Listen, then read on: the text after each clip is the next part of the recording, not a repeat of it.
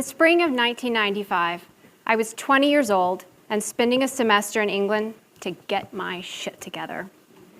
I was disillusioned and cynical and desperate to find something to believe in, and a trip to the Holy Land seemed like a logical place to start. I thought if I find God, I might also find me. But after several days of a guided tour around Israel, I showed up at the line at the Tel Aviv airport without evidence of either one.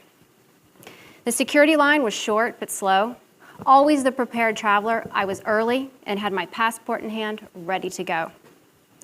My backpack, mostly full of dense, useless books on religion and history, was getting heavy. As I slid the straps off my shoulders and balanced it on my duffel bag, I noticed a young soldier standing nearby. He was beautiful.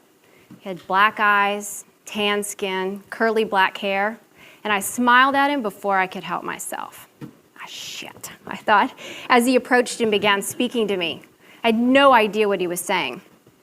I held up my passport and said, American, very slowly, emphasizing each syllable for his edification. He looked at me, his head cocked to one side like a confused puppy, and smiled.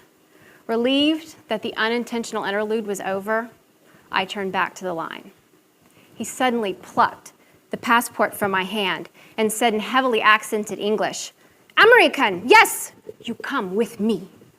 Panic seized my nervous system. Scared to leave the communal safety of the security line, I uttered a very witty, no thank you. Come now, he said, his voice raised. I could see the tip of his rifle poking up over his shoulder as if punctuating the command. Excuse me, is there a problem? Said a gray-haired American gentleman in a tweed jacket. He'd been ahead of me in line, but he was suddenly standing next to me. He has my passport, I told him. The gentleman put his hand on my shoulder and said that we were traveling together and really needed to make our flight. I did not know the owner of said tweed jacket, but I desperately hoped the ruse would work. It didn't. The soldier told my would-be hero to get back in line. Tired of my disobedience, he picked up my bags and led me away through the terminal to a holding room.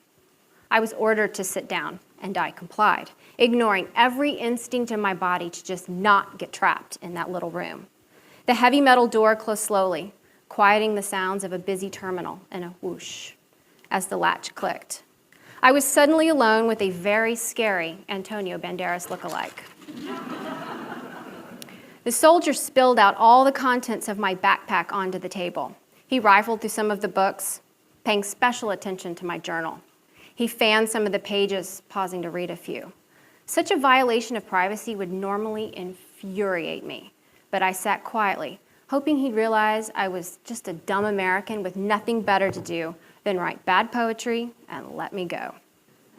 He then picked up my little cosmetic bag and dumped its contents out too. Chapstick, a tampon, mascara, Visine, toothpaste, a little jar of face cream, and some birth control pills. Very suspicious indeed. He opened the little pink shell of pills and inspected them like a Pez dispenser. Come on, asshole, take one, I said to myself. He tossed it aside and instead opened the little jar of cream and stirred it with his finger. He then smelled his finger. Satisfied, he then wiped the residue of the cream off his finger back into the jar and closed the lid. At that point, I thought of telling him, keep the jar as a souvenir of our fucked up rendezvous, because I will certainly never use any of it again. But I didn't. I said nothing. I just sat there, terrified of how far he might go if he didn't find what he was looking for in my luggage. Two little words kept crashing together in my mind. Cavity search. He turned his attention to my duffel bag, full of dirty clothes. It was humiliating to see him sort through my dirty laundry, including underwear and socks. I have to go to the bathroom, I lied. No reaction. Please? I hoped if I could just get out of that room for a few minutes, I could get the attention of someone who could help explain to Zorro that I was not a threat. He put down my oversized Rolling Stones nightshirt and said, "Okay." I stood up, relieved about my approaching liberty. He lifted the corner of his shirt to reveal a set of silver handcuffs. He popped them off the leather loop on his belt and held open one of the rings for me.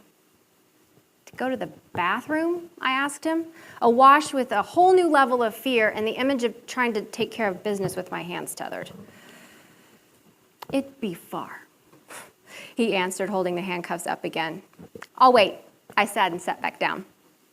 "What are you looking for?" I asked him in the most innocent tone I could muster. He didn't answer.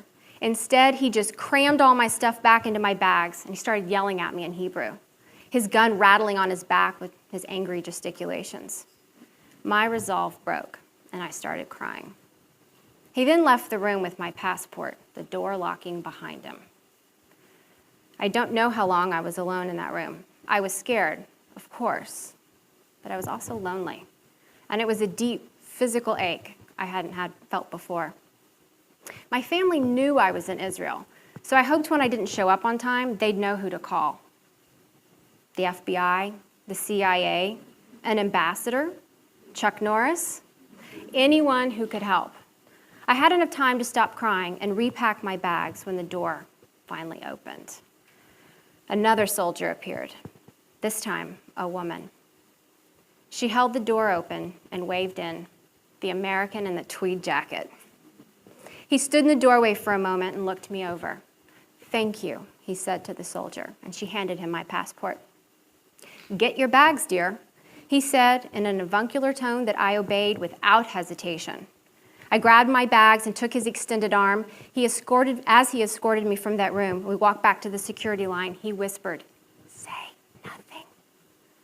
After we got through security, I hugged my rescuer. He was not Chuck Norris, but his name was Charles.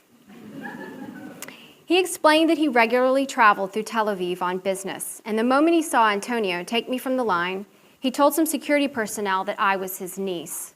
It took a while, as nobody official seemed to know where I was. But when he asked to call the American embassy, he was escorted to my location. I asked Charles why I had been singled out. He didn't know, but assumed Antonio was on a power trip and that I'd embarrassed him in line. Either way, I was in trouble. And he had a granddaughter around my age, and he just couldn't turn away.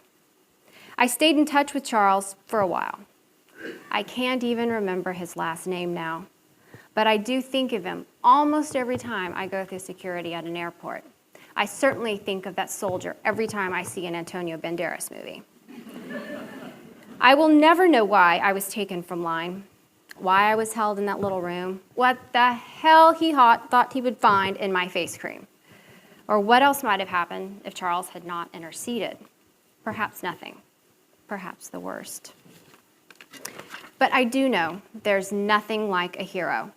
As we walked back to the security line, arm in arm, Charles might as well have been Superman wearing a flowing red cape instead of a tweed jacket that smelled of pipe smoke and Rolaids. On that little stretch of linoleum on the other side of the world, I was his. And though I did not find God in the Holy Land, I left there with a deep faith in humanity. And even now, almost 20 years later, I do try to remember to speak up, to stand up, to reach out, and to never, never just turn away.